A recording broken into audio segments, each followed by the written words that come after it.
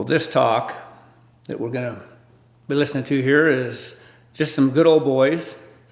My father, Don Yao, his old-time partner in outfitting business, Stan Thomas, and a really good friend of theirs, Lee Williamson. These guys are just amazing. Stan and Dad, well, my whole growing up life, were outfitters, mainly bear, guaranteed hunts. You don't harvest a bear, you don't pay. $300, that's all it was back then. And all the years, I think they said only one guy went home without a bear.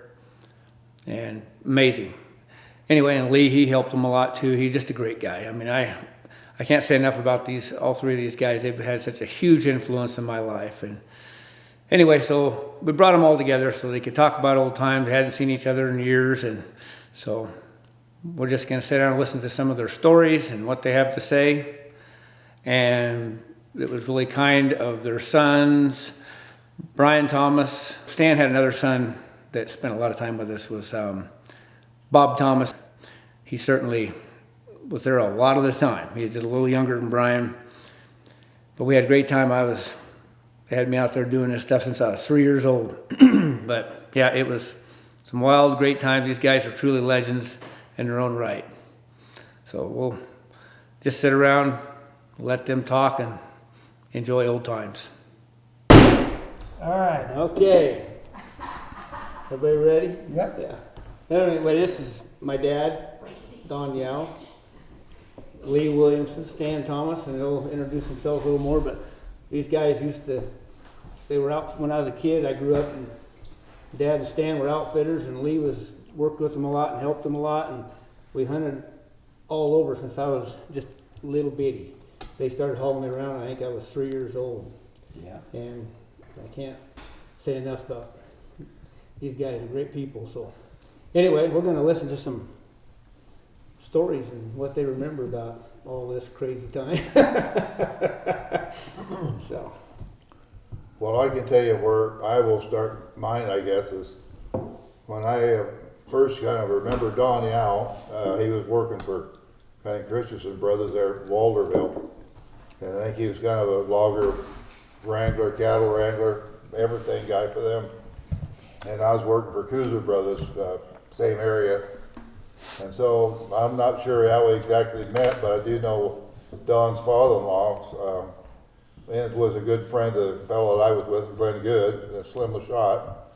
And somehow or another we got hooked up and found out we both liked to hunt. And we had some similar interests and stuff. And he had hound dogs, and of course I did, and Glenn Good did.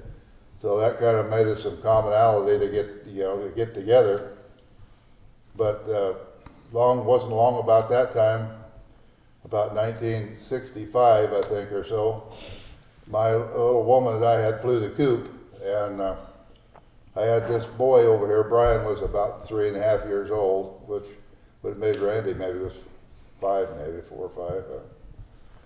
Anyway, and then his little boy was about less than 2.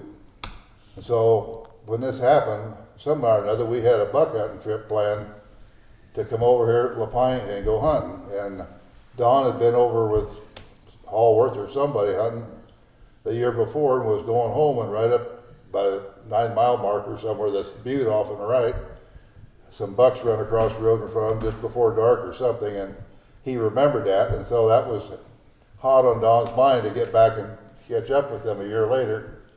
And so that's why I ended up over here. I brought my trailer and my kids over here, turned off at the 9 mile marker, went back in, and that big butte was right there. That was what I had in my mind. I was going to try that, look at that for bucks.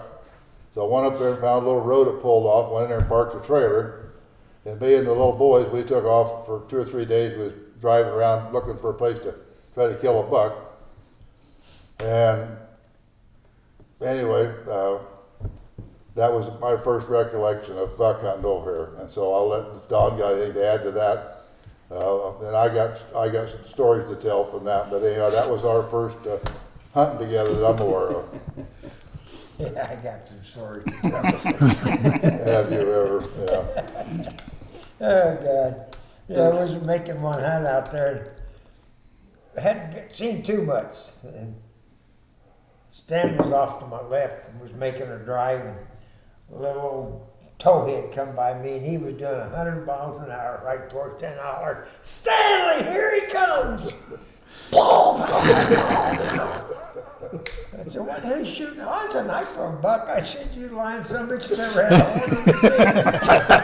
Well, he said, God damn it, you yell so loud. I just knew it had Well, he hollered, here he comes. That was we'd done together for years before, so we had each other figured out when he comes, that's supposed to mean you're supposed to be on the red side of things. Yeah. Well, I couldn't speed him up in it because he's about this high, about 20 feet long when he come by me. But anyway, I didn't hurt him. I broke his eardrums. That was so funny. So, how did you meet these characters, Lee? I'm not sure how I met. Don, I think, worked around my brother-in-law, and I think that's how we made the acquaintance. And Yeah. I was up there with Alan and seen he had dogs, and one thing led to another. Next thing I know, we're prowling around together, and it just carried on from there. And hell, you hunted with me when he wasn't even there. I know, I remember. You used to pack me all over the place when I was a little kid. You always offering me Indian candy and all that stuff. I don't know if we did any buck hunting together or not. I don't think. I always hunted the west side. Yeah. But Chase little bear. waylay a few black ones and who knows what else. You know. But that goes back a long time ago. Yeah. I know we were hunting up on private, like Weyerhaeuser and Georgia Pacific, and we caught several cat up in there. I remember you were little and you had an old single shot 22 or something, and Yeah. you're beating away on them bobs, you know. And then later, Robert Bonine, he started, he had some dogs, and well, I took Don's dogs for a while, and got Spotty caught in a trap and ruined her front foot and ears. Damn trappers, anyway. Yeah, I run quite a bit of meat through old Ears's teeth, you know. And Tacky was getting pretty old. I don't think I had him down there, but we hunted together, and he had that old dog. We'd start him on a apple orchard or something, throw him down, let him run around, and figure out what was going on. But I remember you had old Butcher, and you and him would get in fist fights. Oh my God. oh, that old dog was crazy. But The guy running him was too. Right. that old dog would get out on an old cold track faster than anything I've ever owned. I don't know how he did that, but he wasn't a bear dog. He thought he was, if it was a little bear or something that would run. He loved that. But I just remember you guys fighting in the dog box. Yeah, he'd Get out there I'm gonna let cussing, the the dogs dog out. biting in. He'd go back to back. You son of a bitch, he'd say, oh, he bit me, God damn you, he just beat on that poor old dog. Finally, he'd get him out of the cage. We'd all sit in the truck till he kind of cooled off out there before we get out. Oh, God, him and Butcher. yeah, I had, I don't know, different dogs, but as far as cat dogs, he was about as good as I had, I think. Again, I tell a story here to tell you how good he was. I want to add to it. Lee and I drove truck together for Shell Oil Company, and so quite often our shifts wouldn't meet, so we couldn't hunt together. So one of us would be getting off work, and the other would be coming on work. And so this particular morning, like it's just a brand new snow there in town, just a skiff like out here. And anyway, Lee told me that he was going to work that night, so that morning he got in, he was going to go home and go hunting. And so I had to come into work, and his rig was sitting there. Just happened to be this old cat was out house cat was just cruising around there. And I kitty him up and kitty him up, and I finally petted him. I caught him. I took him over. Lee had his pickup sitting there with his dog box on it. I just opened up, put the dog box, and I slipped this old tomcat in there, shut her all up nice. So Lee come home, and I knew that morning he was going to go home and head right out bobcat hunting. Of course he did, and when he got home, he went to load old Butcher up. He dropped the tailgate. He was telling me later. He dropped the tailgate. Dog opened her up. They had it all in there. Met the old tomcat right in the flesh. So he started a cat hunt right there. Anyway, my note I found when I go back to work, you Rod. He didn't even ask me if I did it or not. Yeah. He automatically accused me of doing something like that. Yeah, But anyway, pretty good idea. suspicious most of the time around these guys. Walking backwards so I can see behind me most of the time. yeah. Oh, God. It's crazy. When you guys started your guiding, the guaranteed hunts, was that, how much did you charge for those hunts? $150, wasn't it? I thought it was $100, no, $300 a bear. Oh, No bear, $300 no, for a bear. no, and $300, yeah. No game, no money. Yeah. So you get nothing, no money, yeah. Speaking of that, you had Sherman, a couple of doctors in from Florida one time, and they wanted to come late, like in November. And, well, you were there. Yeah, he But, was. I knew we weren't gonna find any bear in the middle of November, clear up to McKenzie, but we went up there on the Clear Lake. I chained up, a lot of snow. Don went up one road and Randy and I took the next road to the right. And we didn't get out there 200 yards and a bear walked right across the road in front of us. We're just sitting there slack-jawed, just. Get no better than that. So, anyway, we just kind of pointed the pickup back there and tailgated, and here come Don, and he tailgated, and we figured we're gonna have a race, so Randy and I went to the bottom, and by the time we got there, they're treed. So we just left from the bottom, went up to them, and those guys they beat us to the tree, but this one old kid, he was talking, he was been in the war, and he was familiar with his weapon, and he didn't get excited, Combat ready. and yeah, he was, but he shot, nothing happened, and anyway, the bear started down, and he didn't shoot. No, Don had an M1 carbine there, and he just done him. That old boy jacked a loaded shell out, and he thought he did it. And old Don was stomped that shell into the snow, and kind of looked at me, and I looked at him, and everybody was happy, and those guys were. Yeah, that guy, I remember that. He was jacking the shells out and thinking he was shooting, and how many times did I hit it? They didn't care as long as they went home with the bear. Oh, yeah. They The could- wives that was with them was not their wives. They were Travel wives. the office girls or secretaries or whatever. Those, As soon as he stepped out, she said, "I ain't his wife." I said, "I know that."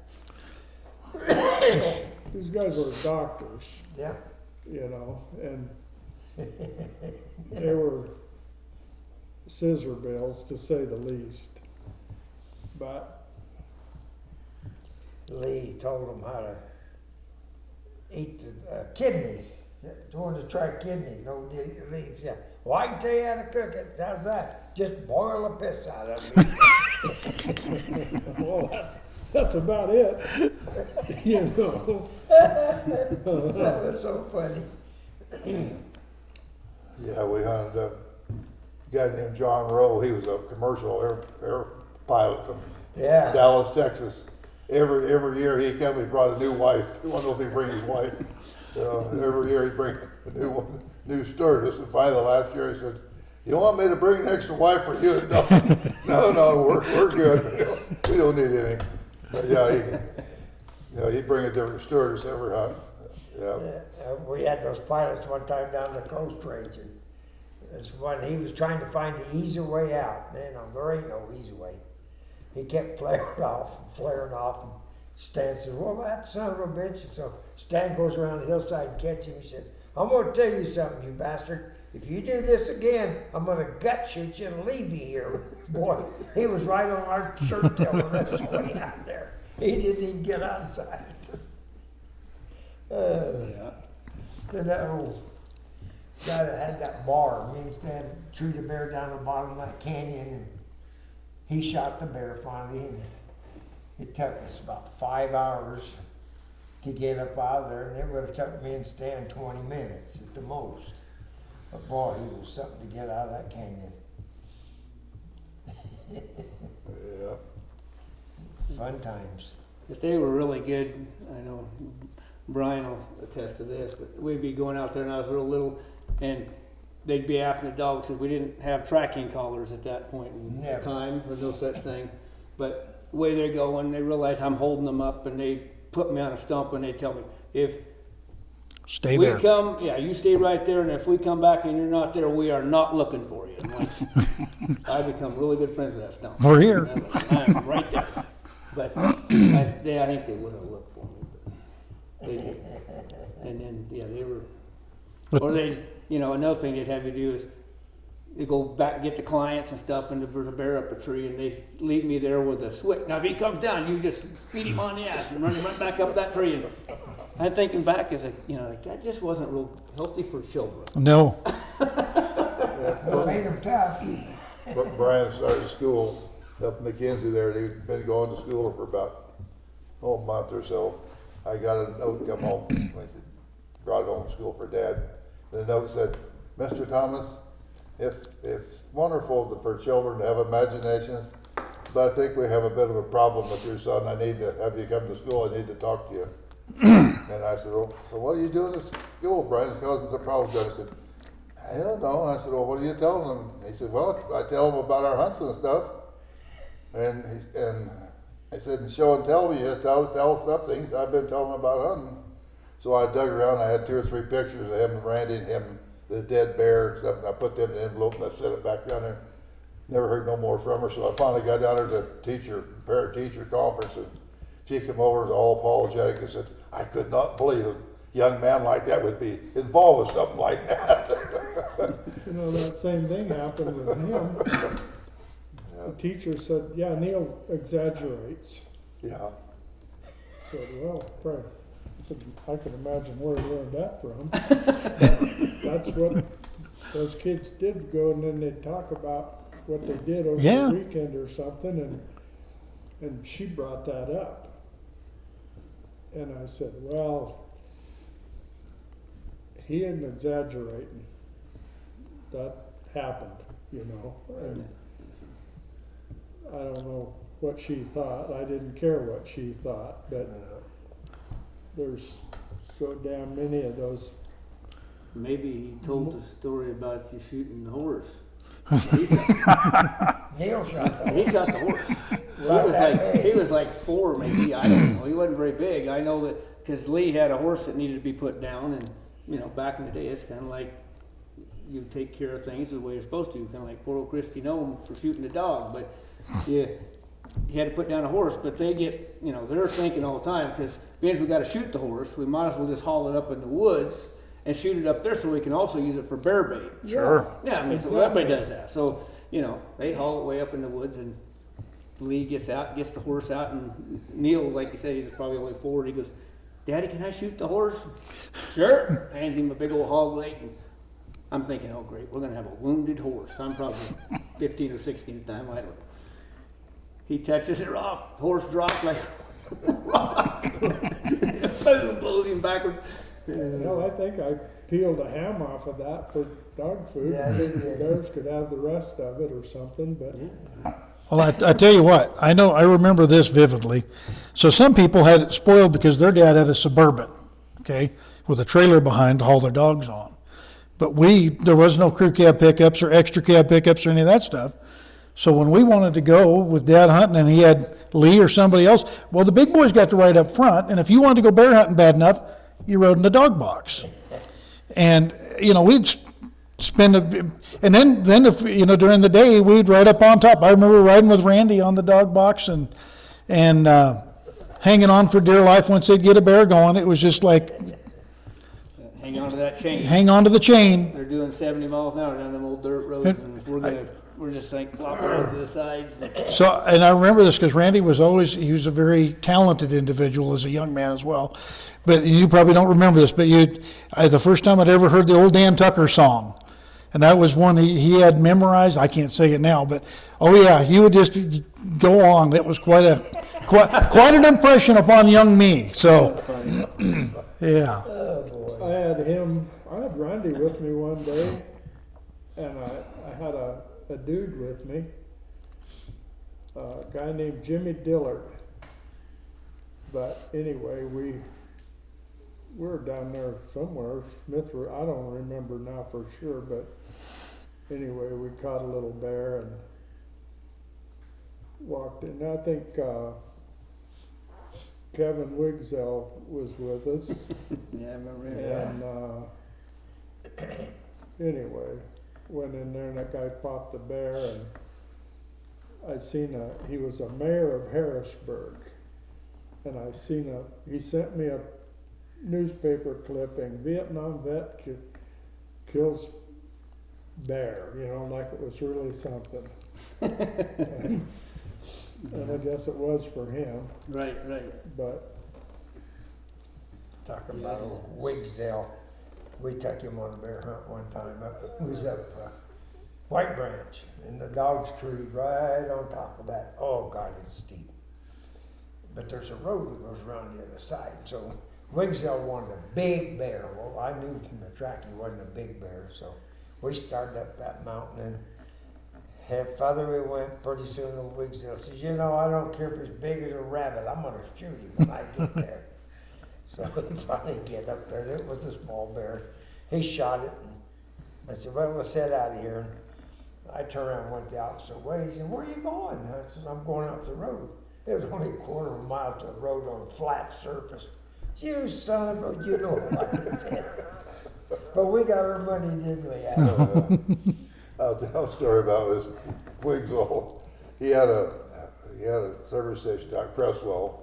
Yep. And somehow or another, he got the ways along, going along hunting with us, and I had an old man who hunted with us, Jack Harpool was his name. And so I had a crew cab. I think at that time probably Don did as well. But anyway, we was hunting up Blue River, above Blue River Reservoir, and just boxing looking for a dog or a bear. Don went one way and I went another, and Terry Wigzell was there with his pickup. So he was just driving track out, didn't have no dogs, he was watching the bank for bear tracks. And he had old Harp loaded up with him. So we got way around, plumb up on top of the mountain up there, I think maybe where it drops off towards Deer Creek or something. Anyway, we was way up high, started a bear. The dogs just roared. Got on the radio and was calling, and Don was coming, and could hear old Wigzell. Don got there, we was waiting until they got there to let the dogs loose. So here old Terry's rig come around down there, see about 2 miles, this road just switched back like that. And he was leaning on it, trying to get there. The old Chevy just winding on it. Finally he came up, barreled around there and seen us, and slid up there and stopped and jumped out. The old Harp was, he's about like me then, about in his 80s. Boy, that rig had more to stop than he bailed out of there, and here he headed for my pickup. And I said, and he wants to crawl in the back seat. And I said, what's going on, Harp? If you think I'm gonna ride in that sucker, you're crazy. So I'd rather you put a chain around my neck and just drag me along behind it, or ride with that crazy SOB. And old Harp, boy, he was never again he get into Terry, he broke him right there. Yeah. Stan and I hunted the coast quite a bit, and one morning we drove up there, and a bobcat run right across the road in front of us. Thought, you know. So we tailgated on him, and they run down there a short quarter and treed. He was lacing his boots on, so I just went to the tree. I was sitting down there, and pretty quick I hear brush breaking, and I look up there, and here comes old Stanley. He's got a single shot 12 gauge barrel on it about 4 feet long. He comes walking up there. Oh yeah, he said, He said, might be a little bit too close. He said, two giant steps back, and he just turned around and just smoked that cat with a 12 gauge.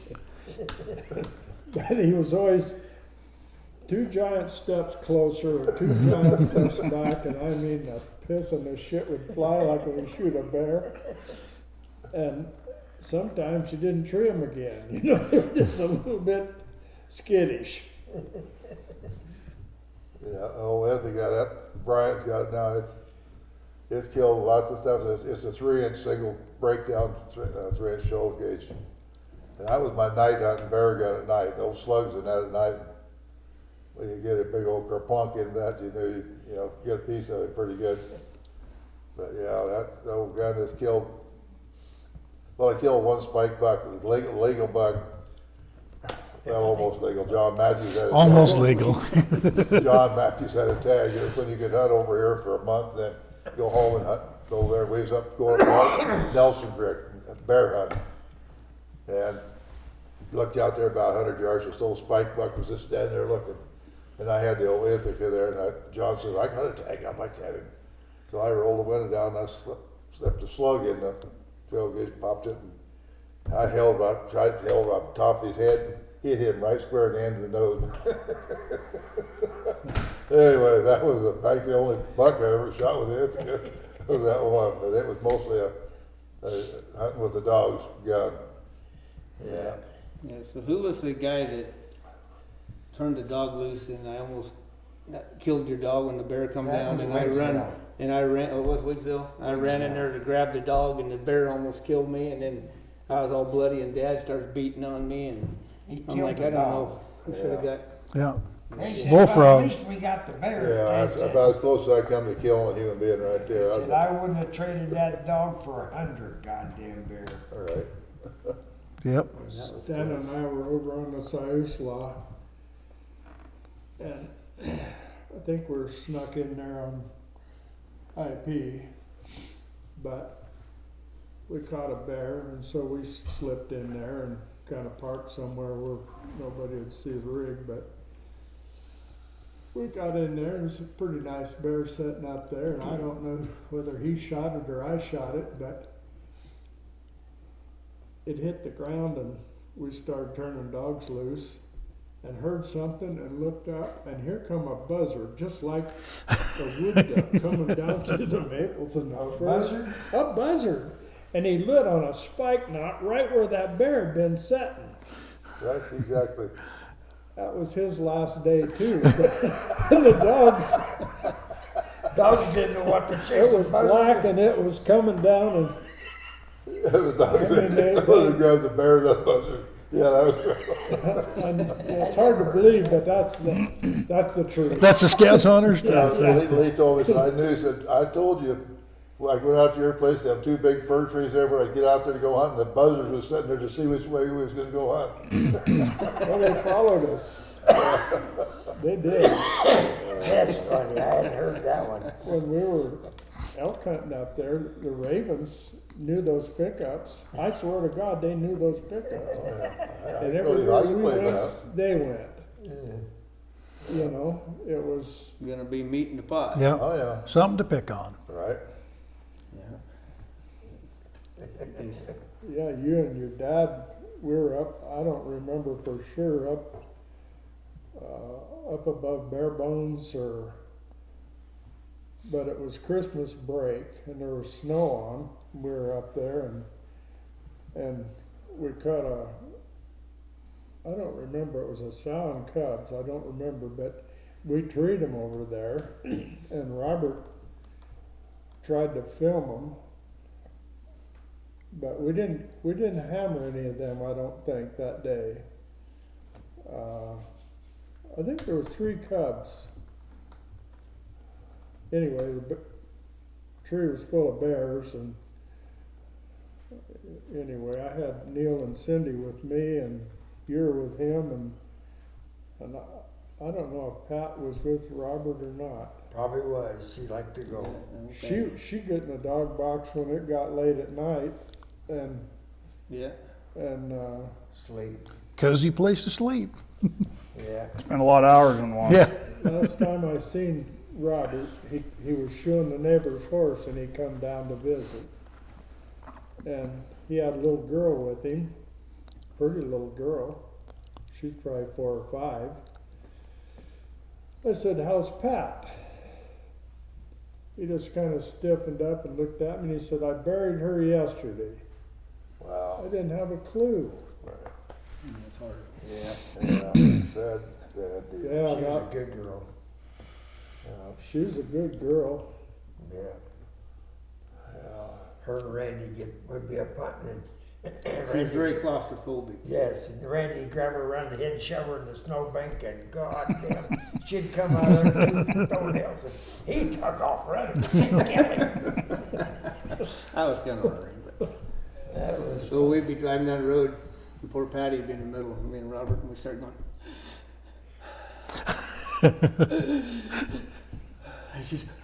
And she starts getting caught. Rolling it down, and Robert and me just keep like gasping for poor thing. You That was guys mean. Probably cutting wind and rolled the windows up and I felt sorry for her. yeah, really. Yeah, she is very claustrophobic. Yes. So how many bear you guys think you harvested over the years? I bet I seen 300 up a tree before I was 16 years old. I don't know. A lot. I've never really. Because I know you were getting like 50 a year there for a while. Yeah, I thought about keeping track, but also after there was no season on bear. Right. But after they started protecting them and you had to buy tags. There wasn't any season on anything, predator-wise. Anything that had toenails or sharp teeth. Yeah, No season on it, period. but then they started selling tags and putting a season on them, Right. which didn't change anything for me, other than that I was a little bit Illegal. spooky about getting caught. Well, look at there. You know them guys? Hey, fellas. They look familiar. You guys almost missed the bullshit session. Yeah, Just in time. No, I think Stan, I remember a time or two he'd show up and, forgot his shells. Get Oh, to the yeah. tree, forgot shells. Next time he got there and he forgot the gun. Get to the tree and he forgot the goddamn gun. And then next time, yeah, he would. Oh, I got the gun. And he, Jim forgot the shells. Yeah, nothing like going bear hunting and not have anything but a stick to fight with. Yeah, how many did you kill as you were beating him to death, Stan? Yeah, talking about his first wife, Ryan's mother. He said, he was late one morning. She was about an hour late. And I thought, Jesus Christ, I was pissed. And he gets her and I said, what's going on? Well, you got to take care of them before you leave or they won't be there when you come back. Well, when he come back, she's gone. Yep. That's a fact too. I was so aggravated waiting there for an hour and I could have been out hunting. Well, Right. yeah, you had so many patients anyway. It's like, I can't imagine you even waited that long. Well, he wasn't the most patient hunter I've ever hunted with, but he's one of the more successful ones. We generally didn't go, we generally had meat for the winter for one hunt. Our objective when we started hunting over here, from day one, was everybody would take a deer home. And when you got there, you got to camp, everybody would have a powwow. And everybody that had a tag would have a tag, and we would try to see if we could get so many deer, and every family, first day, everybody get a deer, and the second day, and sometimes we'd have 2 or 3 tags. And so after about 3 or 4 days, while people get their deer, they start going home, and finally get down to 3 or 4 or 5 of us, so we'd have our tags and back down to the hardcore hunters.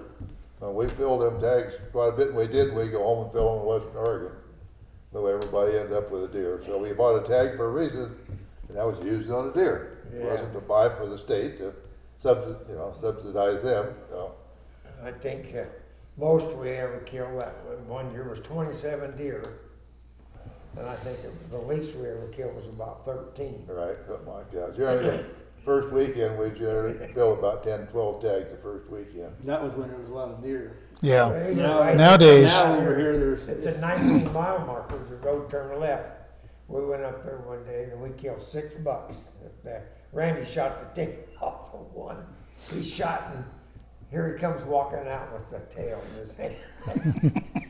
he was hauling that. He was all ass to the brush.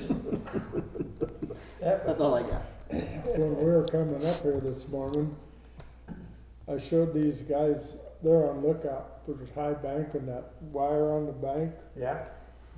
You were coming down through there, coming home from Eastern Oregon and seen a pretty decent buck up there. Kinda, imaged him in the side of the headlights and just reached out there and just smoked him. Yeah. Well, I didn't quite smoke him, but I did shoot him. And Gary Huffman, Jim Miller, I don't know if it's the same one, but we was over there along the lake. Nice buck started to burn. I said, stop, right in the middle of the highway. Boom. And he took off. I told Jim the old pickup, I said, drive down the road, me and Gary go up and take care of him. I gave Gary the gun the way we went, and I got there and I had the flashlight. The deer, I shot him low and he was standing there and we bumped into him. And boy, he just exploded. And Gary was behind me. Gary jumped up on my back and scared the shit out of me, so I threw him on the ground. I said, what are you doing? Well, he said, that scared me. And I said, well, you got the gun. He was on me, man. That was so funny. So we get the old buck down, and Jim comes out and drives up down the highway. We was trying to split the car so we could get him loaded. And finally, we rolled him down the bank, and he fell on the shoulder of the road. We threw him in the back and laid down with him. Cars were coming, but we made her home. It was crazy. Yeah, we had our old camp up there for, I don't know how many years, 30, 40, 50 years. Oh, yeah. The kids was pretty small, and it wasn't big enough to go out and be hunting with us. So they'd guard camp and make their pitch bowls and hunt chipmunks around the camp. And so this one day we come in there, we had a couple of meat poles hanging up there, pretty good ones. So anyhow, we had several nice bugs hanging there. We'd come driving in there before noon. I think all of them come running out there to us, and there's an old, looked like a Ford Courier pickup or something. An old man and old lady was just leaving. When we come in there, they come up and said, Daddy, I remember, Daddy, you'll never believe what happened. And they was all laughing. What? That old man there said he come driving up here, and he looked over at us, and he looked away, and he looked back, and when he did, he went to say something, he blew his false teeth out, and they hid out in the dust there, and he had to get out and get he just cleaned them off and put them in when he left. That's him going right there, Dad. He said, look in there. Anyway, we had some pretty good meat poles there to look at. So. Yeah, one year we went there and nobody ever camped around us. And these jackasses set up camp down there and Stan says, wait till tonight. So that night we built a goddamn rip roaring fire and we got to hooping and hollering, jumping through the whiskey jug out passing it around us. Jumping through the fire, we had a bunch of Hot 6 tracer bullets. Everybody shit. Next morning, so they packed their Camp ass was up. dead. No more camp. Gone. They sold out. That was so funny. Yeah, well, I don't think we ever was anybody drunk in that camp that I ever knew. No. That's so funny. Yeah, that is the, Guys weren't even drinkers. Right. That's Yeah, so funny. we were looking like a pretty rough bunch that night, I'll tell you. You were just so crazy that nobody would believe you. Hooping, hollering, jumping Wasn't on fire. One time we was down Smith River striper fishing. And me and Stan, all the kids, and anyway, Dale Saylor and his wife, and it was after dark, and Darlene went up with her 2 little girls, lay down, and pretty soon she let out a blood curdling screaming. We went a charging, all of us did. And the guys jumped the car and took off. They were trying to steal out of our cars. So me and Stan, we said, get the out 6s out. So we loaded them all up. They went up creek. Well, there's no way out. They have to come back. So we're all standing there. Pretty soon here they come by, and man, we opened fire. Big old rock wall there, remember, big old rock wall right there behind him. I think we broke him a night robbing there for a day or two anyway. If you got the right car. yeah. That's, I mean, you know. could have just been some kids coming back down off of the hill. It sounded like the right one. I'm pretty sure. You're guilty, all right. Yeah, he's guilty, all right. I'd come in one night from bear hunting, the kids were little, and I got in about midnight and took my bath and just laid down. Car pulled in my driveway. So I jumped up, just my shorts on, grabbed my gun. I'm looking out the window. 3 guys get out and go in my garage. So goddamn out there I went. They headed for the car as hard as they could run. And I got to the driver and I got a headlock on him. And I had my gun in my hand. I told him, you better stop this son of a bitch, I'm gonna shoot you. And I was hanging on to him. He backed out in the road. Then I knew I was in trouble. And he took off and I just run that gun completely dry in the back of that car. I could hear one tire going. I walked back in the house and June said, what are you gonna do? I said, I'm going to bed. That's all about 2 years later, a little neighbor girl came down, was talking to June, and she said, do you remember? Yeah, she said, I remember.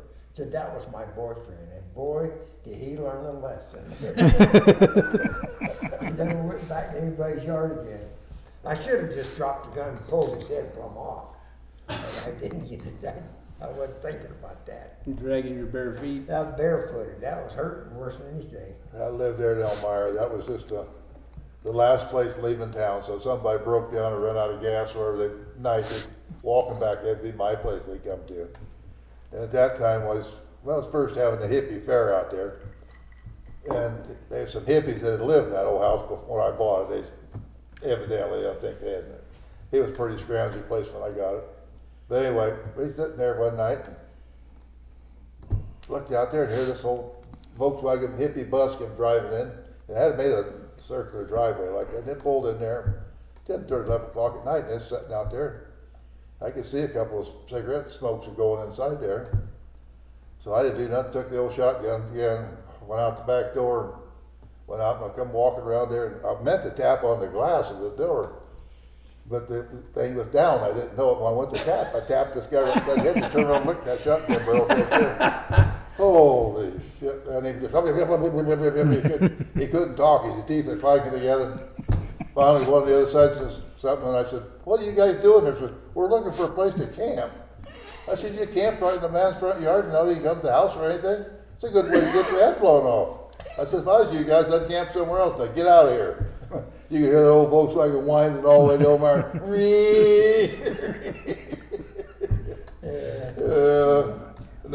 Then Brian here probably remembers the grape patch. Oh, yeah. We come in again, there's an old hippie bus down back of the house. There's an old homestead place, there's apple trees and Grapes. grape arbor. I looked down at the grape arbor. Here's got a plastic garbage can, pretty good size one. Big one, sitting down there, and these 3 or 4 people around there. I grabbed the lot 6 and I headed down there. I guess there's 2 more hippies and two hippies, a female gals there, and they had this thing about this much grapes, the Concord grapes at the bottom of this thing. I said, what the hell are you guys doing down here? Well, we're trying to get some grapes. I said, well, you ever think I might want to have some grapes? Well, I said, you ever think about asking anybody? No, anyhow, I said, get out of here. Get your thing and march. And so I had them marching. I was marching them with the old lot 6, right, the last one. And I marched them all the way to the house and they back. Marched them out there, went out to the hog pen. I said, now, what do you do? I said, you gonna keep them? I said, no, I'm gonna feed them to hogs. You wouldn't think I'd touch them after you scroungy suckers are that old of them. Dump them in the hog pen. And I'd get you there and get out of here. Anyway, I don't think they ever went back to the grape patch either.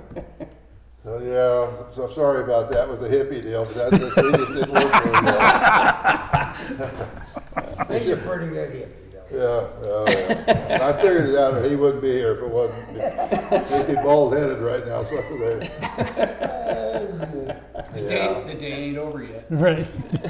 well, the hippies didn't work very well with us. They just wrong mentality. You guys and your wiffle ball bats and chasing Yeah, them we out had across some the campus. And sea do bear. you remember that? Oh, yeah. Plastic Oh my bat. gosh. Another baseball thing they bat. taught us children. We'd go through Eugene about 3 in the morning going bear hunting and see them old hippies bebopping along and old Stan's, pull over, Don, pull over. I'd pull right over next to him and old Stan reach out the window, right back of the head and down. Oh, there's another one, Don, pull over. across the University of Oregon campus back in the day. And us little kids were riding their open top Jeep, whipping the wiffle ball basket hippie. Well, I'm just telling you, the first hippie I seen was in the fairgrounds in Eugene. I went in there to Oregon Logging Conference and fair. And here was these weaselly looking guys, little round horn rimmed glasses, on their nose, long hair, the Beetle Boys, okay? And we looked at them, and Roy was a big old logger, and he looked at them, look at there, stand there, he was laughing. We laughed at them rascals, eh? And the hippies was funny. Well, they wasn't, we made fun of them. Well, pretty soon they was jury arrested them. The hippies was kind of our county commissioners, and Peter DeFazio, and the hippies ended up putting me to Eastern Oregon.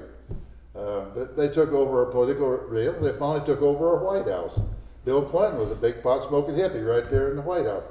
So it wasn't funny. So that first hippie we seen there in the fairgrounds, if we'd have thumped, that's it. And the second one we seen, we'd have thumped him. The third one probably wouldn't have showed up. We might not have had all these problems. Well, you started too late. We started too late. Is what the deal was. Yeah, I thought it was a joke. I Yeah. didn't think anybody would get that low to look and live like that.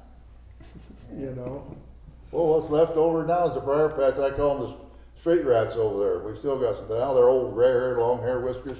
They live in the briar patches and all that stuff. Leftover hippies. Oh, it's terrible. Monty Christensen and I was sitting in a restaurant having breakfast one morning, and a couple of those guys come walking by us, and you'd have to know Monty he kind of sat and looked. They walked by and he's a slapping. Said, look at the bugs off of those sons of bitches. And they looked at him and me. He just kept on going. But crotch crickets, I guess. I don't know, but I still can't believe what become of all of that. Oh, They still have that country fair out there, Yeah. and Well, they just took over all of our country, our hunting country. Indian Creek, every place was full of them. Old school buses and dope, potheads out there everywhere. Couldn't it? And they didn't. They hated hounds because you killed animals with them. They steel traps and hound dogs. The hippies, they hated them. And so you had to worry about getting hold of your dogs if something happened to them. Well, but in all honesty, I'm going not to defend a hippie or anything, That's where I have to be careful, right? but you got to think of this: how many of your hounds you pick up from the hippies that the hound was sitting in the couch? Oh yeah, I know that. Not all of them was bad, but Right. for the most part, they didn't have no Right. good feeling about hound dogs. Don had a little go around the somebody down the That was down Sweet Creek. Great, yeah.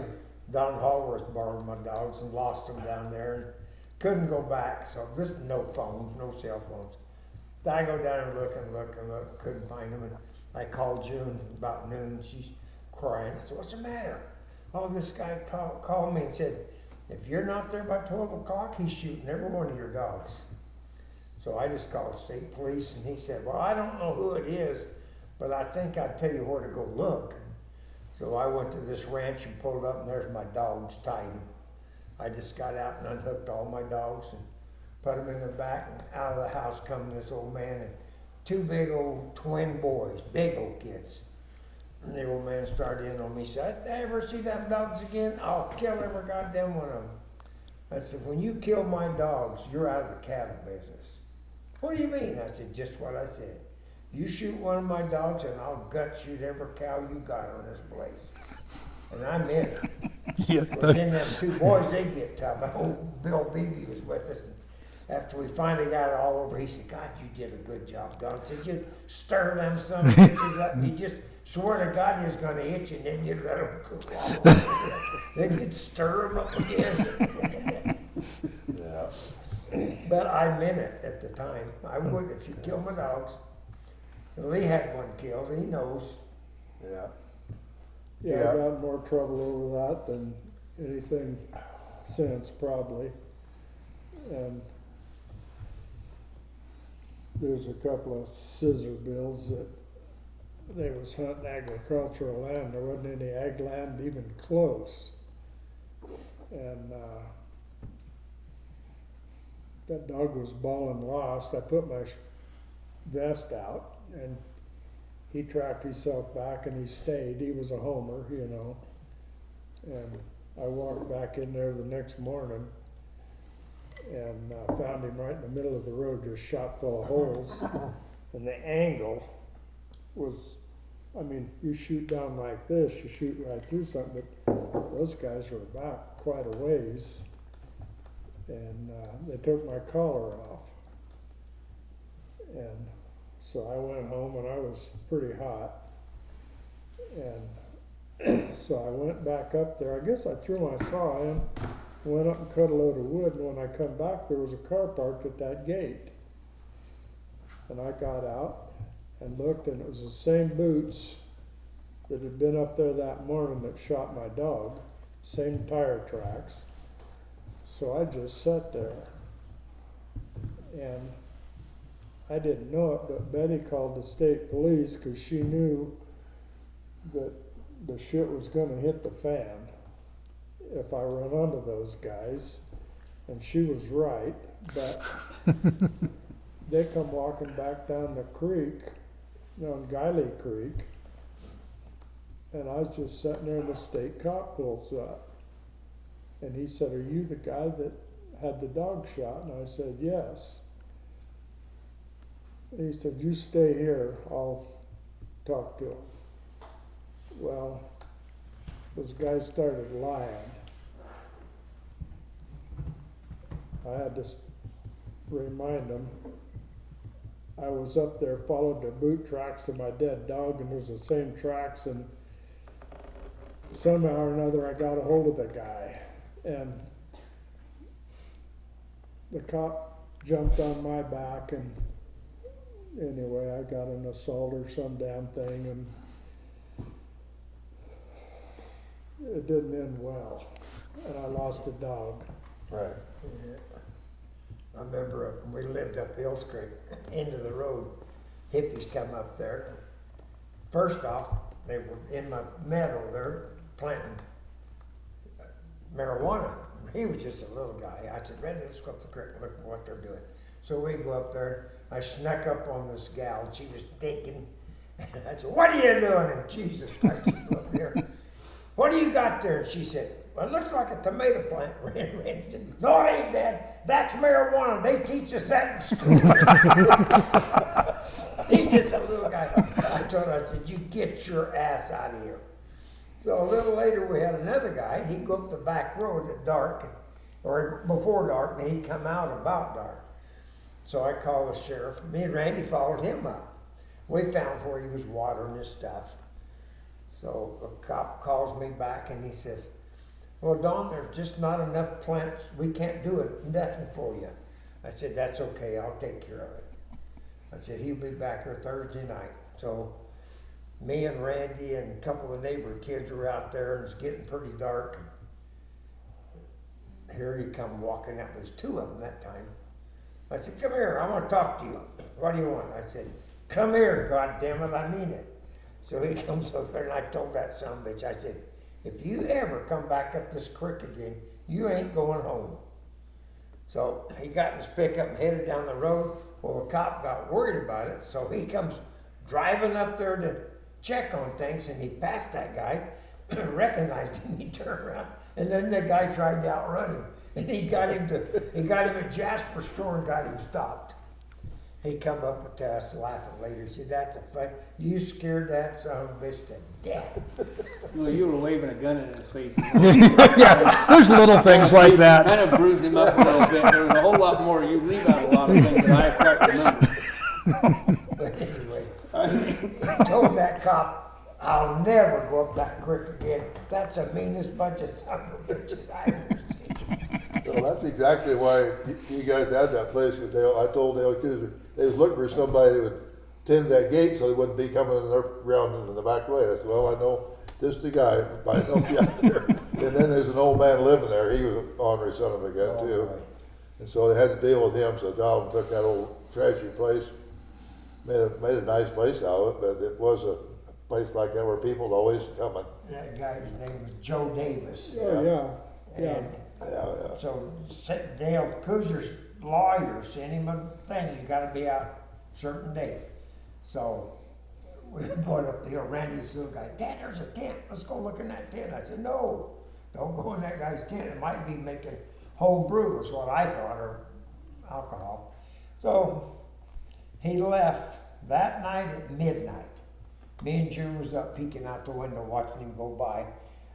And next morning I go to work for Texaco.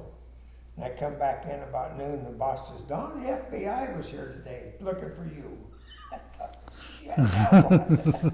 So I get on the phone and call him. And in that tent was their son that was convicted of murder in Texas. And he had escaped. You know, Joe had him up in that tent. So the FBI said, you know where they went? I said, yep, I know exactly where they're at. So I told them, and I never did hear no more. But That's Edis's dad and brother. Mm-hmm. I picked you and Randy up there one night, and we just went right up on Razor, and started a track. We wasn't sure what it was. Anyway, they trailed down off into Norton Creek, and pretty quick we could hear the race. They jumped and treed. We figured by then it was a bear. So we went down, hit the main road, and went up through the gate and went up Norton Creek and walked in there and just got dogs tied, and the bear come out. And we didn't shoot, didn't have time to. So we led dogs out and took off, and we get down there, right there where the guard shack was on Little Fall Creek, and 2 state cops sitting there waiting for us. And I thought, you know, they would have heard that. They were right down there. And lucked we out. dodged a bullet that night, I'm sure, because dogs would have had blood on them and everything else, you know. I think that's the same hunt Don and I was making one night up there. We was right, I don't know, it was a Friday night or something. We come around there, nice warm weather and everything. Come around the road, and the dogs come around the corner. There's a Chevy Camaro or something sitting there, doors wide open on it. Hound dogs going in and out. They jumped inside that car, and that guy had her in the back seat. Yeah. Them old dogs were licking everything they could find. North Eugene Highlanders. The no kids throwing a hat on it, another jump. We finally got the dogs all gathered up, went on down the road. We got down there about a mile, Tiger Gate was there. It was open. We shut about it. We took a fur limb was there, broken off sharp, and put it in the pinhole there. Also, that way might be saving them an unwanted pregnancy. That was so funny. Me and old Frank Harris was on that same road one day. Come around the corner, and here's a lady in the middle of the road peeing. And God, she seen us, she took off just a minute. And old Frank, he speeded up. I said, slow down, Frank. No, we're gonna road her away. With her pants down. The pants, boy, she was strutting. She went around the corner. Her husband was standing there. He was laughing so hard. All 3 of you guys kind of got a smooth tongue, and we were elk hunting up there, and I was in a different canyon. I come out, went and hit the road, and about then they started these radios to where it saved me a bunch of miles. So I hear him saying, hey, I got a bull here, grab 4 of the meat frames. And well, there's 1, 2, there's only 3 of us. No, there's 2 of us. Why do we need 4? And I questioned, no, just bring them. So up there, those state cops were always trying to catch us doing something wrong, you know. And they've always wondered why Dad at 70-some years old was always killing bulls. But so I get down there, and there's a state cop and that game biologist, that wolfer. They humped clear down in that steep ground to see if we were doing it right. Well, he'd already talking to him, said, you guys come from the top? Oh, yeah. Are you going back to the top? Yeah. Well, you guys want to take a quarter out with you? And they said, yeah. I got pictures of him loading them up. We set the quarters on them, and old Mahar and Brian Wolfer take off to the top of the mountain. I only had to make 1 trip. Wow. Yeah, it was a hell of a deal. I went out of there with all the guns, packing the guns. But when they got there, well, it was so steep, it's bluffy, and so I had a piece of nylon cord in the pack, so I took the tag off and stuck it under a rock. And anyway, I tied this up to a tree, and I was having trouble keeping it in one place, but after I tied it, I rolled rocks up and got him on his back and was getting the job done. And I heard something, and just like from here to the door, Wolfer and Maher stepped out of the brush, and they're looking at elk all over, and he said, there isn't a tag on that animal. I said, well, I stuck it under a rock, and those guys said, oh yeah, you could see them roll their eyes, you bet, I bet. Which rock? I said, I don't know, but it's right there. The first rock he tried, there was a tag, and boy, he rolled her out, and I said, there a problem? No. Okay, good. Because we was getting ready to get wadded up there a little bit, but they did. I kept hassling them. And Put them to work. yeah, that one took his knife out and to cut some teeth out of them elk, and they wanted the brain stem. Well, I walked out with Wolfer and Maher, and we got out, and they come on the radio and said, hey, there's a spare knife. Well, it was one of those guys' knives, and he said, we got to go on another call. I said, well, I'll stick that knife in a meat pole, the tree in the meat pole there in camp. Next day I come back to camp and the knife was gone, so I figured they Come back. But yeah, those guys. Always wondering how you were always killing them bulls. Of course, we'd always talk it over there before we rolled out of the hole. And I think that was the last meat you packed.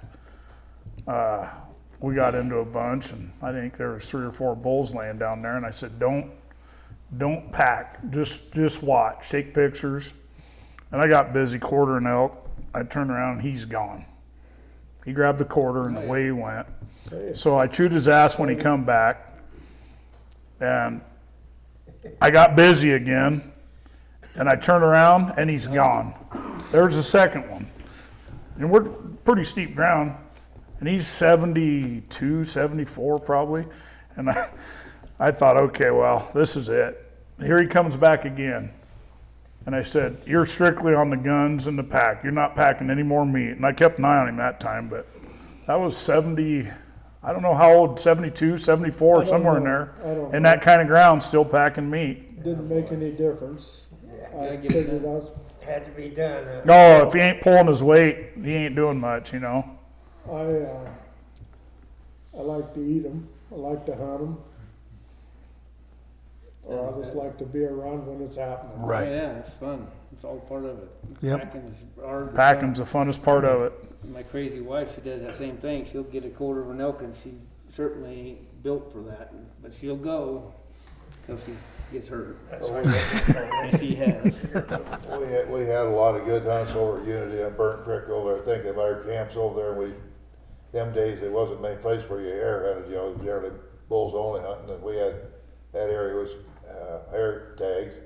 So we go over the same thing. We go over figure on coming back with our winter's elk meat for about 4 families, and we'd have the meat poles all lined up there in this rancher, the cattle, and they come in at night and they be us around there. They go out there, take a look around the meat pole all the time. Can we look at your meat pole? Make sure they're not Angus. Beef's just as good as that. Anyway, we finally dawned on us with this, making sure it was elk meat was hanging out there, it wasn't something else. They turned out to be good guys, but when we first started hunting there, they a little nervous, so we were doing too good. Yeah, one big old bull that old Don Good killed over there, that was a sure feature, a big bull. And back when them days, it was different than elk hunting now. There's elk everywhere now. Right along I-5 over there, the elk everywhere over there in the valley. Hey, I heard a story from Randy, bits and pieces of a bear hunt at night, and some car coming down the road, and Oh, yeah, you tell them about when he threw the big old light through the windshield of that car. Oh, yeah, it was cool hunting. Down there on the long top. We was on the Long Tom out of Junction City, and me and Stan, the dogs had made a lose, and they was on the run to the bridge, and they was up on the road and back down, up on the road. Stan said, "Don, here comes a car." So he gets up there, and he's got a big old flashlight with the big square ones back then. And he gets out in the road, and he starts waving like this. And of course, the car didn't even slow down. He was Scared. "You son of a bitch!" And he reared back and threw that at the car, hit the hood, ricocheted over the windshield. "Don, them son of a bitch wouldn't even slow down." I said, "I wouldn't have either." Run over one of our crazy dogs, guy. one of our dogs, I thought he killed it. We got back to the ring and the dog went all the way back with its pickup, wasn't okay. Yeah, he got clipped. Yeah, anyway, but yeah, I wanted to go through and hit that sucker right in the mush. One year over here hunting, we had a little Chinaman in a Volkswagen, and the girls would be on stands, and me and Stan and all of us would be driving to him, and he got to screwing with the girls, turn around, spin dirt on them and stuff, and God, I was looking for a Chinaman, you know, I was just gonna kill that little bastard. So June was on his hunt one day, June shot and screamed bloody murder. And Desi started screaming, and I looked over at Stanley, I could see, goddamn, we took off running just as hard as we could run. We thought we had a Chinaman. When we get there, and June's got this big old buck, and she'd shot him right in the end of the nose. He stuck his face out, and she killed him, but I had Chinaman on my I gotta tell this is funny. Funny. When we was guide hunting, you know, had our guide stuff going, got a call from these guys, I think it was these guys maybe from Iowa, from the Trina company, I believe it was. Anyway, we were supposed to pick him up at the airport. So this guy, when he's quizzed me on the phone back and forth, we was making the deal, he said, "Well, it doesn't really matter, Stan," but he says, this partner of yours, he said, "Is he an Oriental fella or what?" And I said, "Well, I'm not sure." I said, "He might be a little bit," but I said, "You can't hardly tell because he had his eyes operated on. You can't hardly see. There's not hardly any squint to him, but just a little tad." So we picked him up there, walk up, I can see them all. Looking down over to see if they can see the scar. I mean, I think that was funny. Dog might not know it funny, but I still do. They looked at him for a week there to see if they could see the scars on him. Yeah. I was up there hunting with you guys when you're camped up there on Ola. Oh, was yeah. you? They's good guys. Yeah, They were nice guys. Webster City, Iowa. Yeah. Neutrino, wasn't it? Neutrina, yeah. That was his top salesman for the year. He brought We him caught 6 bear. and a bobcat. And a Bobcat was bobcat. a little bit of a phony, but we got him one anyway. Oh, Kushner had one in a cage. And Stan calls him up. These guys want a bobcat. We told him $100. Yeah, didn't we? $100. And Dale sold it to us for 50. So Stan had him go out and turn him loose. We went out there. Didn't take no time to treat Yeah, him. we had His it. goddamn eyes. You remember we couldn't find his eyes in the dark. Yeah, we had an elephant time finding him. I remember that. But yeah, anyway, I told him where to turn loose. We actually did hunt him up, you know, but the one time we ever had a canned hunt in our whole lives like ever. Dogs, weeks hunt. I didn't the only time. Yeah, dogs, well, everything. But anyway, you hunt dogs every day for a week. Well, they pretty well had to hunt out of them. Oh boy. Yeah. Yeah, that was pretty I think you only sent one guy home without a bear in all those years, wasn't it? Well, not very many. Most of them. We had to push some of them to the tree though. Yeah, if we figured if we get them to the tree and get them to shoot their gun, they's gonna end up with a bear one way or another. Even if it's straight in the air, huh? Yeah. Yeah, the closer you get to the bear, they get tired. They're scared to get Oh, there, they're so they scared, run yeah, out I of remember. gas. So Terrifying. you have to just punch them on in there.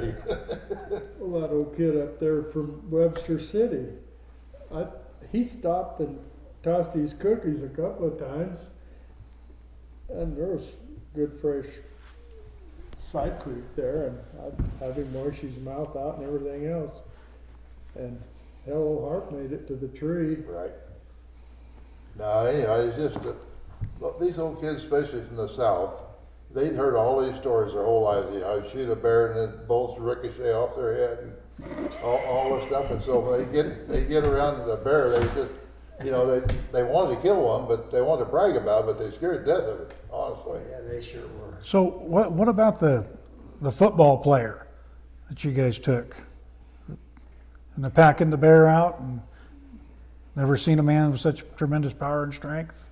Oh, That was the two, that was, you mean the packet and having that? Yeah, having them packed. That was Rod and Ron. Rod and Ron, right, that's who it was. Okay. They were football, but they were tough bastards. right. So me and those standing We'd loaded. brag on, we never, they'd brag on more, we'd brag on more, they'd lean into it, you know.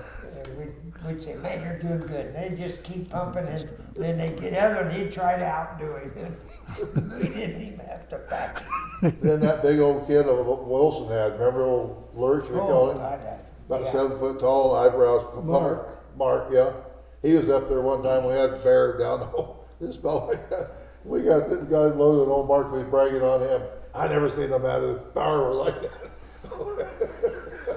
I'd love to see him pack them. Oh, shit. Ron and Rod, I went hunting over there with those guys one morning, and we drove by a house, and the road was dusty, and there's platterfoot tracks coming right out of this lady's yard. What you suppose did that? Them ain't man tracks. So we just drive up the road a little ways and just tailgated, and it's just straight away just smoking. Well, we had a pretty good run, and they treed, and we went in and smoked the bear, but when we're coming out, Ron was ahead of us, and some lady that lived at that house stopped him and said, "Are you guys bear hunting?" She said, I heard some dogs. I said, "No, we're pigeon hunters." so he said, "Hide that bear when you come by," and he said, "Don't stop." Because he said she was pretty pissed off about this pet bear that, Her pet bear. anyway, those guys were crazy. Yeah. Remember Preacher Knew one time we was down there and you guys got in that bee's nest. Remember that? How'd that go? I don't remember, but you guys sold out. He was quite a guy. My cousin's husband was a preacher. They wanted to go hunting with us. I said, "Well, you can go." But I said, "You're going to hear words you ain't never heard in your life before." I said, "These guys are all loggers, so hang on tight." And he did a good job. He kept his mouth shut. But of course, since then, all of them found out he was a preacher. They really got nasty. Not us. No, we wouldn't do that. We used to be hunting along, and he always had Harp with him. And old Harp's in there just spinning some pretty awesome big windies, you know. And so old Stan would just key the mic up. And we're sitting back there, and we're getting all the latest dope and hunting stories, weather forecast, you name it. Old Harp, he was just like Clearly a the book of knowledge. broadcasting. Right. He was quite an old feller. Yeah, we call the guys that call him the CB, and now with this, this thing here, I can relate to what Arp is going through. But you call on the CB radio, and they say, "They got something, want to say something to you, Arp." He put it to him, a bullshit, and then he put it up to his ear and listened. He never did. He was listening on the mic. I tried to tell him over and over, but I'm the same way on this now. I understand what he's dealing with. Yeah. We were going down the road one day and went by this guy's garden, and the guy said, "I got quite a patch of tucket corn." What the hell is tucket corn, you know? I think somebody said something, "What's tucket corn?" Said he grew 40 acres of the stuff, and he said, "You could tuck it all in the crack of your ass and have room for more." You know, it wasn't much of a crop. I thought, oh. Harp and They I stuck it. remember that time over Penny, those guys scoping her, was elk hunting in Unity. And Penny for about 3 days in a row, those guys kept scoping her. So we're driving down the road, Glenn Good was in the car and Don, and Penny said, there's those guys right there, Don. So I just slammed the brakes on and jumped out. I ripped their ass up one side and down the other. And Glenn Good and them all got mad at me for getting so mean with these guys. I said, shit, what do you want me to do? You know, if you don't want me to say something, don't say something. I damn sure didn't want to scoping the girls out. No. I don't know, you boys can remember, one time we was leaving camp, like the middle of the day to go out, had 2 crew cab pickups, a white one mine and a yellow one's Don's. We had a hunt all figured out, we headed out there, and here these guys was just road hunting along. Check. And we waited. And finally we got thinking about right. Donnie, he went around that about 50 miles an hour side and went down the road, pulled her sideways in the road, just got out and was just standing there like that. Them guys come driving up there, the 3 of them in a pickup. They sitting in there. Donald says, come on, get out here, I'm gonna kick your ass. Because they was looking in the mirror, they could see us back there for a mile, you know. They wouldn't pull over nowhere.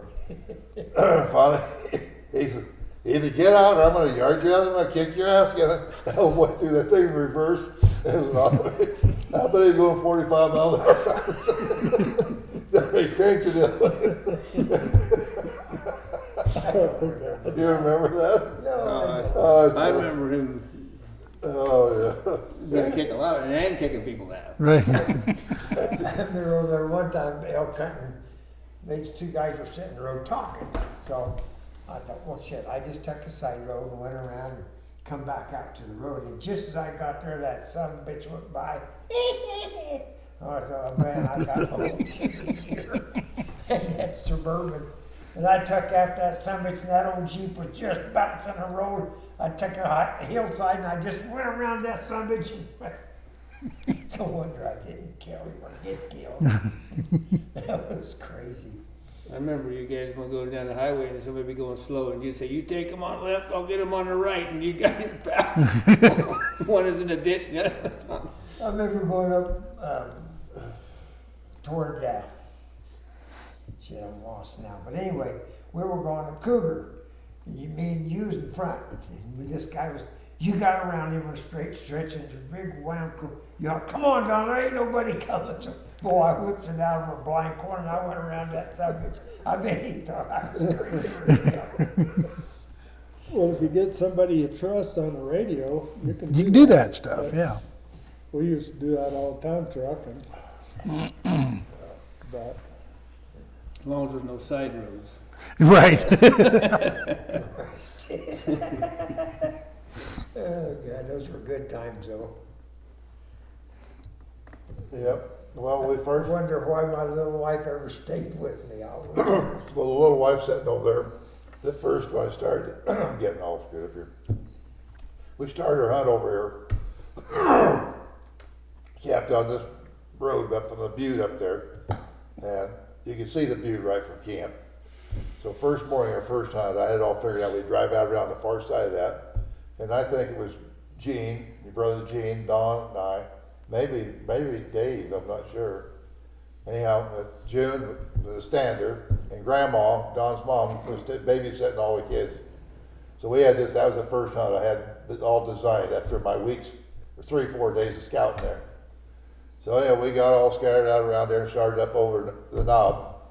And we went out and Don put June on there was an old railroad grade run through there. And you could see that whole hillside from right there. So he put her out there on a stand. When June was on a stand, she was on a stand. Anyway, we probably took us an hour to go around. It was cold as all get out. Come around the stop and coming up over, and I don't know, Don, I was on the side towards the highway. Don's, I don't know, to the right of me anyway. We got just over the top breakout where I could see June out there. And this big old buck blew up right between us, went right out between Don and I. I could just see his butt and his horns just went over the hill like that. And I let out a whoop, run around there, and Don was over there, and you could just see a trail of dust going off the hill. And June was standing, we could see her over there probably 500 or 600 or 800 yards long ways. right where he put her, standing there just like a statue. It's like a pink was standing there, and that buck was headed right as straight towards her as they could drive it, anything. And she kept getting closer and closer and closer and closer. And I don't know, Don could see her, I'm sure, and I could, I know. And I finally got about 30, 40 yards from her, and I see her raise her arms up like that. And she messed around there, she raised her up, and the old buck kind of seen her then and slid and went around her, went gone. My buddy over here, he went smoking off down there and got over there. When I got there, he was chewing her out because she hadn't shot. And her hands were so cold she couldn't get the hammer back on the gun. She was trying to, she was froze, you know. And she finally, from a few times I ever seen June fuzz up a little bit, finally she said, I have stood out there as long as I'm going to camp. You can do something whatever you want to. I haven't had it. So she finally balked on that a little bit. Yeah. Bless her heart, you put her on the stand, by golly, she was there, you know, and she killed some nice bucks too, but she'd have killed him too if she got the hammer back. She didn't get the hammer back. Yep. That one time she was on the stand, we was making a drive turn, and an old buck come up behind her, and he blew, scared the shit out of her. She was looking this way, and Oh, yeah. he come up behind her. Yeah, I've had that happen a couple of times with me. I know the blow sound, all right. That or a grouse. Yep. You put a scheme on something, all of a sudden just, and you know, about Makes the the old third heart shot, flutter. you start looking to see what you're after, you know. Yeah, Steve died that time up there in Idaho. We were going up the trail and In the dark. hiking. I do everything in the dark. I gotta walk the dark 2 or 3 hours before I get to the hunt spot, just for entertainment value, I guess. And we're going up there, and there's these big old bear tracks and cubs. So now Steve's up front. He's a little gun shy anyway. We're like, yeah. Well, sure glad you're up there, Steve, because you run into her first. I mean, she's gonna eat. I mean, you're just toast. And we're going along there. Steve's getting pretty nervous. We come around this thing, and there's a bunch of grouse sitting there, and they flew up, and the wings were hitting him. Oh, And shit. he's like, oh! And he's backing out, and Dad shoving him. And we were laughing so hard. Oh, that was scary. He thought he was 8. Yeah.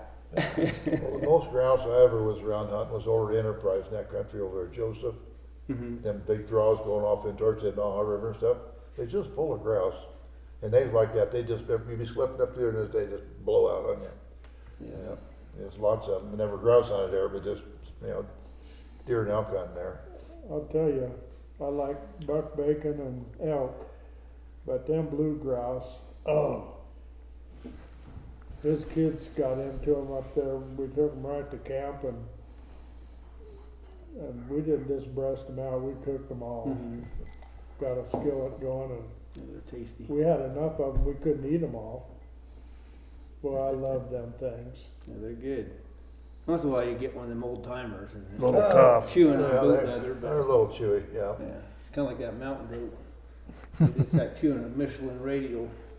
But he tasted That's a good. fine So it piece of tastes meat. good, but it's really Tasted stringy. great. I said, that's a He was fine just piece tough. of meat. But he's 11 years old. I mean, Yeah. he was- Them I killed goddamn one of things, them you couldn't eat a bite What was of them it. Brian down there from he Arlene's? ground it. Oh, Audad. Awdads.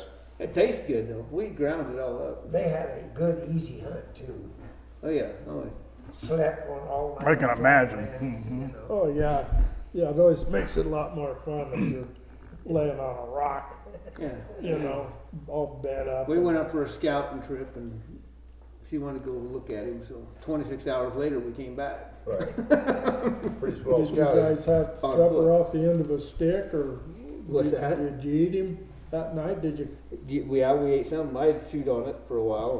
Right. And that's Put it back that's in your all we had. pocket. All I had was a T-shirt on because I'm not serious. And then we got off in there, and the further we went, the worse it got. And finally, we get her down to that goat, and we're way in there. I mean, this is hours getting to it. And she's like, "Is that a shooter?" And I'm like, "Oh, frick, yeah." I mean, I didn't tell her. I don't say nothing. She goes, "Is that a shooter?" I don't answer. She goes, "Randy, tell me, is that a shooter?" I said, "That is a stud." Boom! Like, okay, we're in trouble now. Yeah, good enough. Yep. Did you roll up in a hide or try to? No, we went. Well, we was trying to get back across. Which I tried to get up through the rocks first, because I know it's a lot closer. But we got cliffed out, and I was going up through there, and I actually got up this one little chute, and she reaches up and grabs me. It's just a cliff, And just as I grab her hand, I told her to grab me like this every time, so we got a good hold. And I get her like that, and that whole mountain crapped out under her. And I got her dangling off this bluff, Wow. 100-foot There was drop. a chance. And I'm like, so I pull her up on her and I said, we're done. We're done. Let's get dark. We're gonna, if we can get off of here, which wasn't no easy to do. We got back off and went down, cut off a little piece of goat meat and went down in the creek bottom and built a little fire and spent the night there. And it was cold. But What a guy won't do just to kill something, you it was know. great fun. Yeah, I ate some bear meat You gotta like that one time. That's all I had was a t-shirt on the coast. Had a little fire going, and alder, just fry, sizzly fire, and it would go out there a little bit.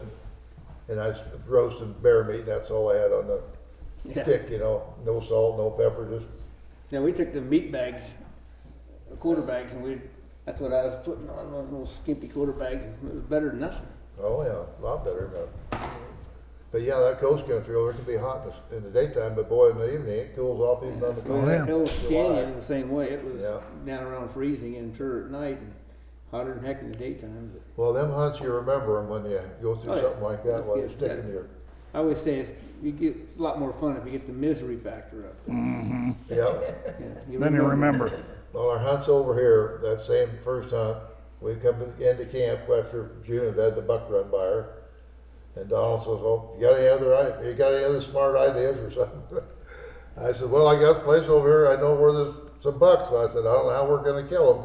It's pretty woolly, but I said, I drove around here, there's horning and there's big old buck tracks and there's bucks here. I guess we go up there and see what we can do. So we drove up where ended up there in Tater Knob where we was headed up there where, you know, the hunt there above the camp.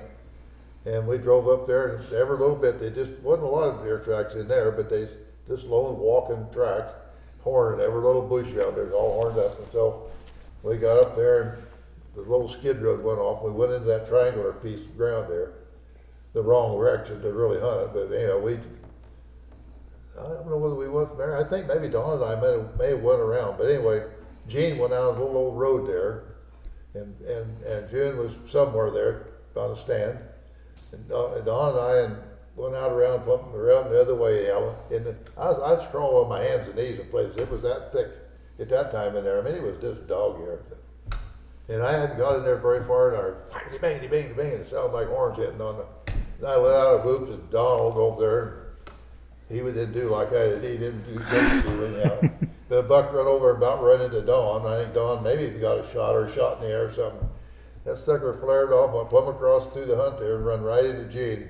Run right up, and he smoked big old trophy buck. He just smoked him. And that was the first buck we killed over in that place. We killed a lot of them after that one. I remember one time on Tater Knob, we decided to make a hunt down there. We said, we always hoop, and we all got lined out. So this time we decided, first guy shoot, second guy shoot. You guys, we got all lined up. I was the first one. I shot, and every one of you shot. The girls on the stand, they thought, goddamn, we had deer going everywhere. I took about 10 steps, and there's a guy standing there, and he said, you're a bunch of smart sons of bitches. I didn't say a word. I walked on by. I was making a drive one time with my critter call. I was just trying to be a flesh man, you know. Marshall, I'm blowing on that stupid call. Walked out there, the guy standing there. That's what he said. I've seen every damn thing now. I said, what the hell are you trying to do? Just walk. I thought, yeah, that had to look pretty smart to a guy who was actually a hunter out there, you know. I was hunting with the boys, we were elk hunting, and I come off this old road that's out there on the hog, and anyway, there's another road below me that went to a landing way down there. I see some people down there, and I'm heading back to hook up with him and his brother. And anyway, there's this great big old girl wearing orange coveralls. We just kept getting closer and closer together, and I'm not, 50 yards from her, and she come walking up there and kind of looked all around, and shucked her coveralls and bent over and just decorated the thimbleberries right there. I'm telling you, I thought, how could she not have seen me? She was happy. But anyway, she was one big girl. I went down there and told those guys about that, you know, but I should have said, whoo, you know. She'd have probably shot me, but I've noticed people don't see you. I've wondered, Yeah, sometimes it's amazing, yeah. I've walked right up to people, and one time I was scared to even get by this guy because he was just sitting there. And so I turned around and, Got away from it. yeah, he's sitting there having a smoke, but never, yeah, it's odd. The We thing- sat over off the Trask River, and I had about the thing happen to me, it sticks with me to this day. We'd been over there and we had a windstorm, just almost like a Columbus Day storm. Wasn't as bad, but it was close. It was blowing limbs off just 30-foot, 40-foot fir trees, just, you know, and it blew our tent down, everything. Well, we got through, lived through it. The next morning we went out for a hunt. And maybe it was the next day after that, but anyways, that same hunt, and I was going around and we had spotted these elk from a long ways away, I think, and was making a hunt on them. But anyway, I was coming around to hunt, and I looked over there, the fog kind of cleared out, and there was this bull standing there, just on the next point over, like 100 yards from me. And he's just standing there broadside, and there's a stump there, I just leaned over there to put him, whacked, popped him, and he's one, as soon as I shot, he just went out of sight. And I just reloaded my gun, and I stood there, and I hadn't been there 10 seconds. And there's a woman walked out there, just within 10 feet or less of where that elk was standing there. I mean, where in the hell she was at when I shot, I don't know. She had to be And right my there hair close. just stood up in the back of my head, and I thought, holy shit. Yeah, And she didn't have a clue, you know, the elk went out there, we got the elk stuff, but just to have her just walk around, man, it's just, ugh. yeah, it scares you. You never know. Yeah. And the girls are whispering. I think they're tired of us bullshit. But Yeah. I want to hear the stories like when you killed the bear with your gun, Right. you know, beat it to death. And Once again. Some of those things where you get in there and shoot. I mean, you have to basically fight them on the ground. I have a witness you guys doing this stuff, but I'm not hearing it. Well, I'll tell the one about the bear I shot with the kill with my rifle. We was hunting over off of Battle Creek in that area from Timber Ridge country out west. And there's an outfit log in there, had a yarder set up. And I just started to track, kind of a cold track, and the dog was working. And it worked right out towards where this logging operation was going. So you had the whistle bunker going, the yarder boys, the loader over there, toot, toot, toot, whack, toot, toot, everything. Well, the dogs went out of here and I lost them. That's pretty early in the morning. And I drove around everywhere I thought where I should get where I could hear them, and I couldn't hear them. So finally, later in that afternoon, I was just trying to get dogs to come to me. So I drove around. I had this little 256 Magnum rifle, held like 10 shells, and I had that. And so when I'd get out and hoop and whoop and whoop, and there's some fir trees there, and I got to where I was just practicing. I'd try to shoot the top out of them trees with an iron sights with the gun. And so I'd done that quite often. So I shot like 2 or 3 shots with the gun. And finally, we give up on finding the dogs, really. Like the old saying is, if you don't find them where you're looking, well, you're looking in the wrong spot. Well, what I didn't know, where we was looking out here all day, the dogs actually did turn around and went right back the other way. So we was driving around, I guess still looking, and he stepped out and listened, and back off from a mile the other direction where we started, you could hear the dogs tread way off down this hole. Whoop, whoop, whoop, whoop, whoop. This Bob and I. No, just you and I and Harp. Oh, Bob wasn't there? Okay. I knew I had a little one with me. So anyway, we heard that and we thought, well, we got about 30 minutes before dark. I had to get the hell in there, maybe an hour, to get in there and get them, no flashlights or nothing, get in there and get done and get out. So we didn't just grab the gun, and Harp said, well, we're gonna go. And so we marched down there. It's probably 400 or 500 yards, quite a ways. We get down there, but that time it was getting more shadowy a little bit, and big old growth tree. Bears up there about 30, 40 feet.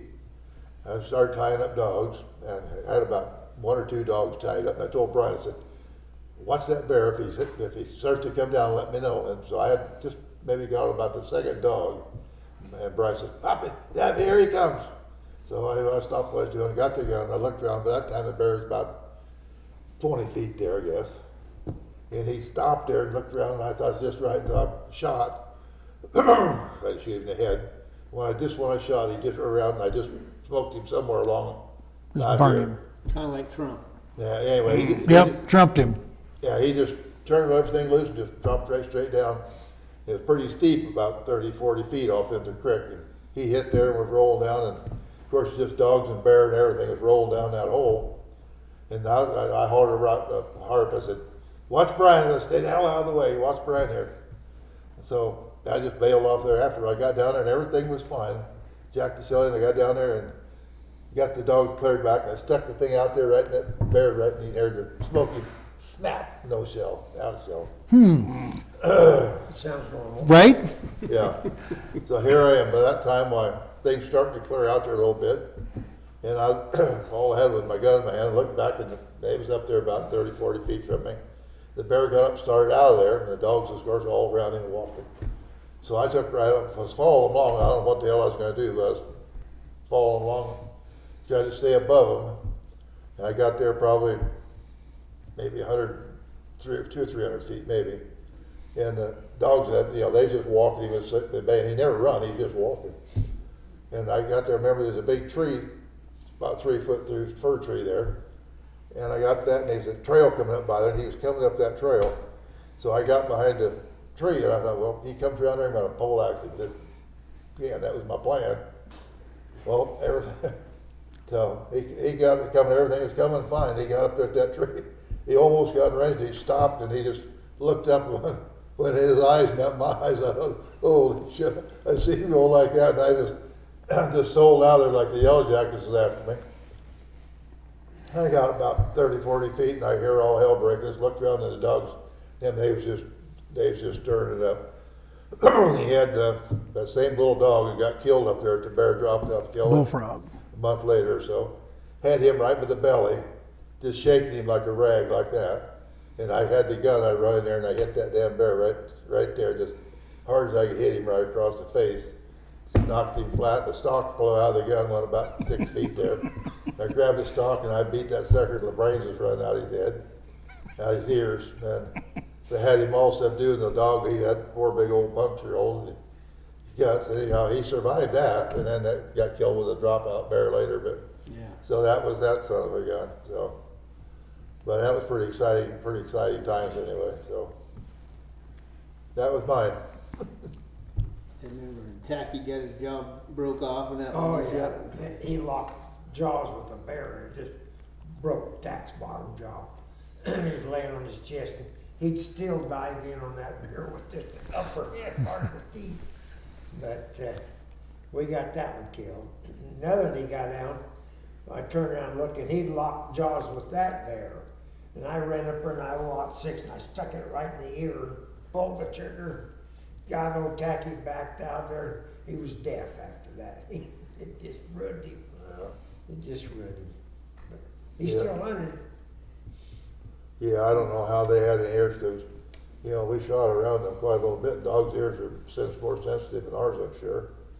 But sometimes you just got it to do, Yeah. Yeah. When we was guiding, I got to carrying a baseball bat. I don't know whether you guys remember it or not, because the dudes didn't want you shooting a bear.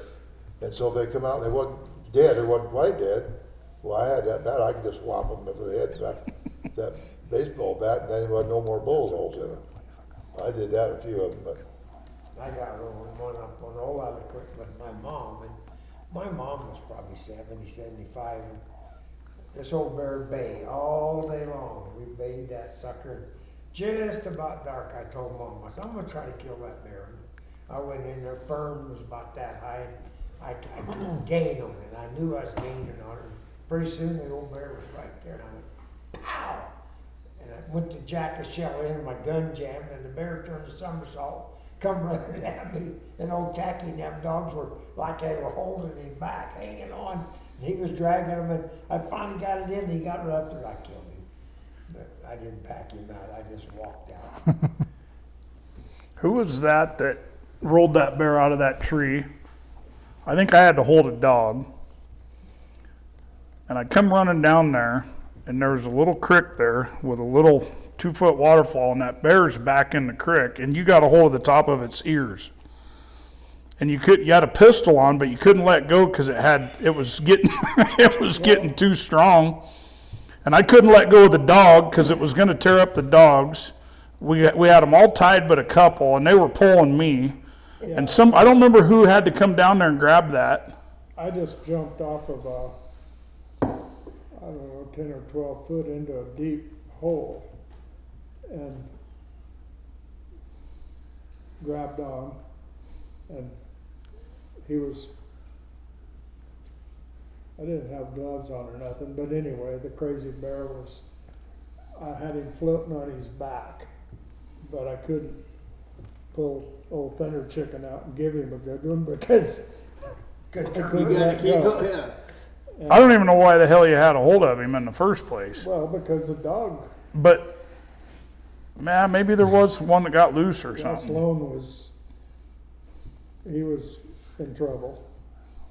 But I killed a big old boar one time up there on Weyerhaeuser. I don't know, he might not have been old enough to be in school, or he wasn't in school, or anyway. I took a horse up there and threw him out for bait because this bear was. Another one. Another one. Yeah, Yep. well, it was an accident. But anyway, that goddamn bear kept flogging me. So anyway, I thought maybe if he had his guts full, it'd be a little easier to deal with. And he didn't run as hard, but he wasn't afraid of nothing. And we got in there to him a couple of times, and he'd just walk off. It was thick. So the next time we got ahead of him, and everything was in our favor, and he come walking right up to us. And I just locked, loaded, just sitting there, just come on, big boy. And dogs they're right there. Everything, and the fiddleheads are pretty deep. And he walked right up there, and when he seen me, and just starts beating his teeth, and he comes dancing sideways. He was just a kid, and I know he probably thought, Jesus, hope you don't miss. 'Cause anyway, I didn't miss, but No, there's more to that story. You had that little 223, and you had one shot, and then after he took off, then it really got crazy, and the clip, you hit that clip on a piece of brush and lost it, out. Oh, shit. and didn't have any more ammo. that was a different bear. Was it? Yeah, I thought that was the same one. yeah. That bear was up on Big Blow. I had to climb a tree. Yeah, things happen. They do. You gotta Oh, boy. be ready for crazy things. Yeah, you just make do. That kid down at the coast that time, we had that bear bayed up in a real draw. Tom, was that his name? The kid that lived down on Smith Tommy River. Barnes. Yeah, and he run in there, didn't have a, just body blocked that bear because it had his dog down. God damn it, he didn't get hurt, but I sure, He was a tough little knucklehead. sure yeah. was. I've never been bit or had my clothes tore, you know. Never. Stan always said, yeah, one of these days I'll be walking out through the woods, and he said, I'll see a great big old pile of bear shit. And he said, there'll just be a row of smiling teeth and a set of eyeballs. He said, that'll be you.